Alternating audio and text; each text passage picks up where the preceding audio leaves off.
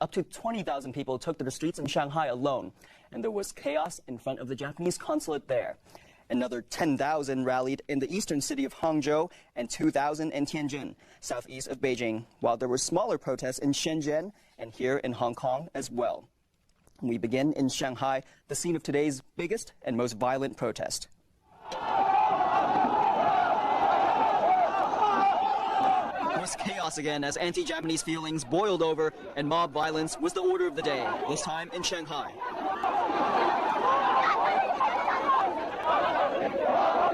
As many as 20,000 people marched to the Japanese consulate, and when they got there, scuffles broke out between the demonstrators and hundreds of riot police. Some even climbed on top of the vehicle and tried to force their way into the compound.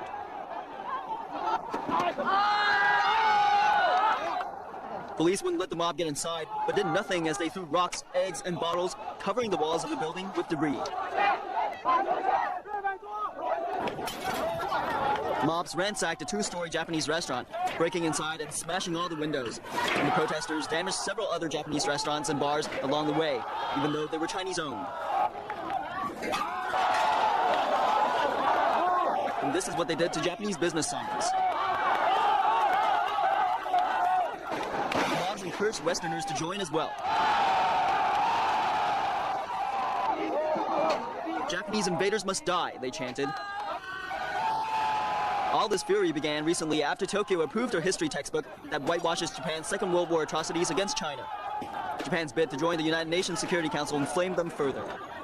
Japanese consulate spokesman Ide Keiji said he had lodged a strong official protest over the violence. The capital of Zhejiang province. Some 10,000 people, mostly students, marched in the downtown area of the city to take part in large-scale demonstrations against Japan. Anti-Japanese protests also spread to the port city of Tianjin in northern China, which attracted around 2,000 demonstrators. And another protest, although on a much smaller scale, was seen in Shenzhen. A handful of demonstrators marched to one of the city's Japanese department stores, but unlike in previous rallies over the past week, passers-by chose not to join this time.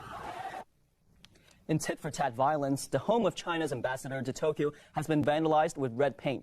Despite the worrying developments, some Japanese schools continue to use the controversial textbooks at the center of the storm. ATV's Yontan Latu has that part of the story.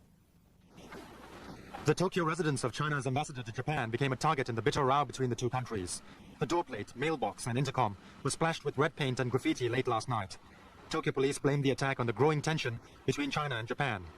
And just hours earlier, the Chinese consulate in Osaka received a threatening letter that also contained a razor blade. Beijing has made a strong protest to Japan, asking Tokyo to catch the culprits and ensure the safety of Chinese diplomats. At the center of the storm are the history textbooks approved by Tokyo that gloss over Japan's wartime atrocities. But the Reuters news agency reports that only 18 out of Japan's more than 11,000 junior high schools are using the controversial textbooks, and this is one of them. The principal said there's nothing wrong with the book, and it's been over 50 years since Japan decided not to engage in war. While the ongoing row is causing concern around the world, Singapore's former Prime Minister Lee Kuan Yew said the heightened tension between China and Japan is unlikely to lead to war because of the horrendous consequences. And the European Union has called on Beijing and Tokyo to take steps to calm the situation. In South Korea, where citizens are also angry about the textbooks, academics say Japan must take responsibility for its past wrongdoings. The bottom line is that Japan was the aggressor and Korea was the victim, and nobody can turn that around. Ironically, the media coverage of the controversy has given a huge publicity boost to the Japanese history textbooks, and sales have jumped to 600,000 copies.